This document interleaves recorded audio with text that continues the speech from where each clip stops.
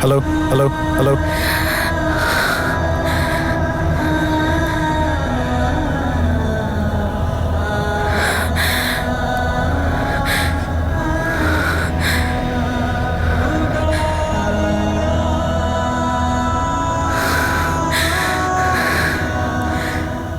Hello.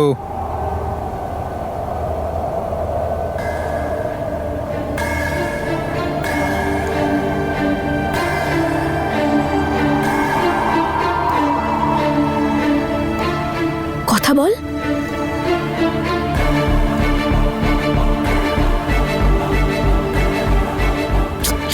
কেউ কথা বলছে না কেন? হ্যালো, কে বলছেন?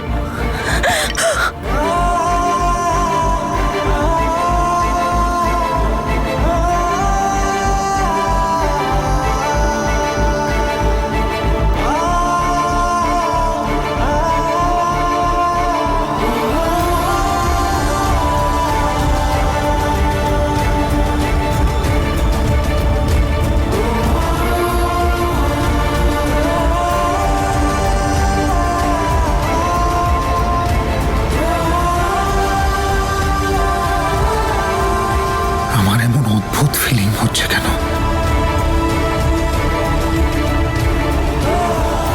এই স্তব্ধতাটা বড় অদ্ভুত, বড় আলাদা।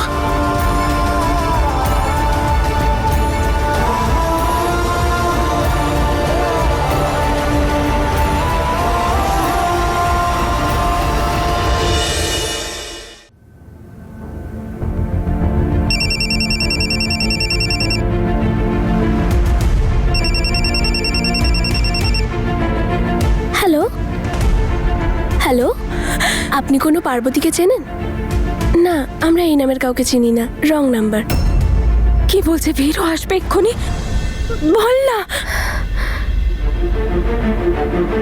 সরি পার্বতী, ওটা রং নাম্বার ছিল।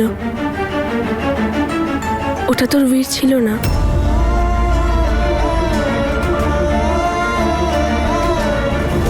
ধুর, কি সব বলছিস? ও ও ও ও আমার বীর মা, আমি ওর গলা শুনলাম, আমি চিনি ওর গলার আওয়াজ, ও বীর। যা খুশি বলছিস। ও ও আমার বীর, আমার বর। দাদা, সব ঠিক আছে তো?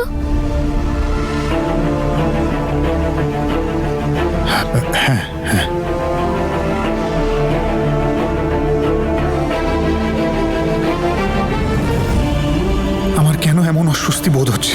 কেন? ও আমার বীর, আমি ওর গলার আওয়াজ কি করে না চিনতে পারি? তুই তুই আবার ফোন কর, এক্ষুনি কর। তোর তো তোর বীরের মুখটাও মনে নেই, তাহলে গলা কি করে মনে আছে? সেটা আমি জানি না, কিন্তু ও আমার বীর, সেটা আমি জানি। মা, পার্বতী শান্ত হ, কথা বলিয়ে দেবো তোকে। কখন? আজকে নয়, কালকে।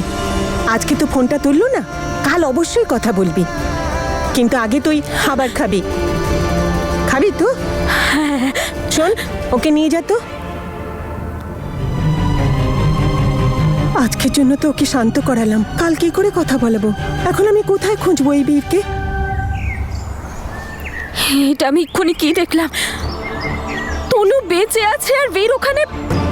ওর বীরকে আমি চিনি, আমি ওকে বলবো কি করে? ওহো,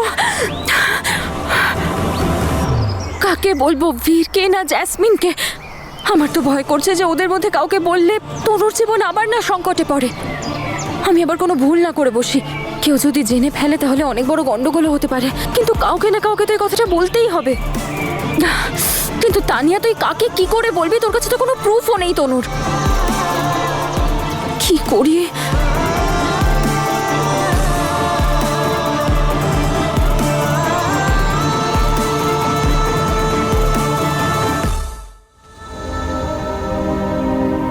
মা, তুমি বৌদির জিনিসগুলোতে হাত দেওয়ার আগে একবার দাদার সাথে কথা বলে নিতে পারতে তো। দাদার তো খারাপ লাগতে পারে। কি জিজ্ঞেস করবো মা? এইসব জিনিসগুলো তো তনুর স্মৃতি হিসেবে রেখেছিল। তনু বেঁচে আছে, ও নিজেই ওর জীবন থেকে দূরে থাকতে চায়, তাই এই জিনিসগুলো ওর জীবন থেকে দূরে চলে যাওয়ার দরকার। ওর সন্তানের সব জিনিসপত্র তো এই আলমারিতেই থাকবে, আর জ্যাসমিন তো এখানেই আসবে, তাই না? আমি চিনি আমার ছেলেকে, ও এত সহজে তনুকে ভুলে যেতে পারবে না, কিন্তু এই জিনিসগুলো ওর সামনে থাকলে না ওর আরো সময় লাগবে তনুকে ভুলতে। আমি কতই স্বপ্ন দেখেছিলাম বীর আর তনুর বিয়ে হবে, ওদের দুজনের সন্তানদের কোলাহলে এই বাড়ি ভরে যাবে, কিন্তু কপালে কি থাকে কেউ জানে না। কেউ জানতো এরকম সব হবে? আপনার তনু সেদিনই আগুনে পুড়ে মারা গেছে, আর তার সাথেও সন্তান।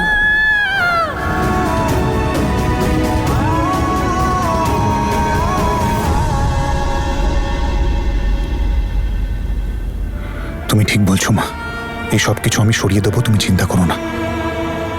আমি জানি বাবা তোর খুব কষ্ট হচ্ছে, কিন্তু না মা, জীবনের কাহিনীতেই যখন আমার চরিত্র বদলে গেছে তখন জিনিস বদলাতে আর কি কষ্ট। ঠিকই তো আছে তাই না, বাচ্চার জিনিসপত্র থাকলে পরে আমারও মাথায় থাকবে যে আমার জীবনের উদ্দেশ্যটা কি, আর ওটার ব্যাপারেই ভাববো শুধু। আচ্ছা বাবা, কাল আশীর্বাদ হবে, বিয়ে যখন করতে হবে নিয়ম তো মানতেই হবে।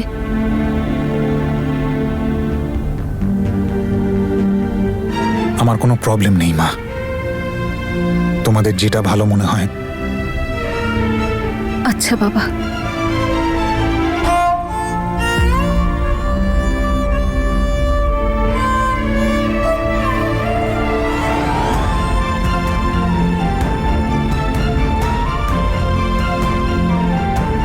এটা শুধু ওড়না নয়, উপরওয়ালার আশীর্বাদ। দেখে মনে হচ্ছে যেন উপরওয়ালা নিজের হাতে আপনাদের গাঁটছড়া বেঁধেছেন, তাও জন্ম জন্মান্তরের জন্য।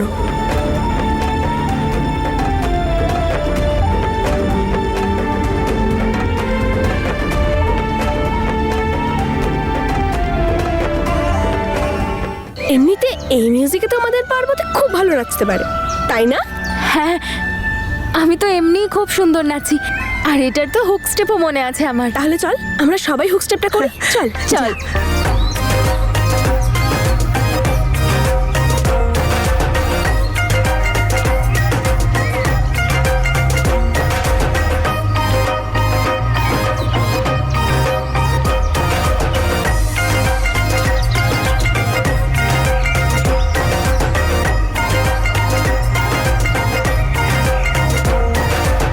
তুই দেখে নিস, বীরের সাথে আমার বিয়ে নিশ্চয়ই হবে, আর আমি বীরকে আমার সাথে নাচাবো।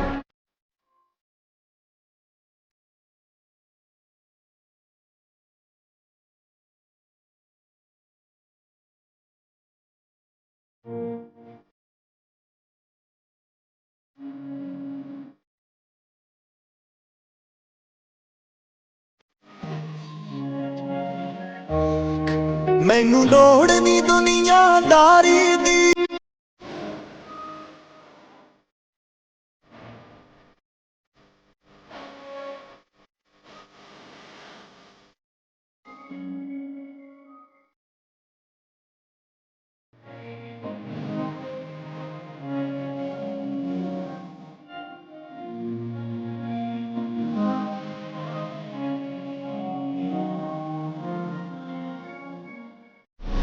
তোমার জিনিসপত্র আমার রুম থেকে বেরোতে পারে তো না, কিন্তু তোমার স্মৃতি, তোমার চিন্তা আর তুমি সবসময় আমার মনে থাকবে, সবসময় আমার সাথে থাকবে, কারণ তোমার সাথে আমার আত্মার সম্পর্ক। আর সেটা থেকে বেরোবার শুধু একটাই রাস্তা আছে, আমার মৃত্যু।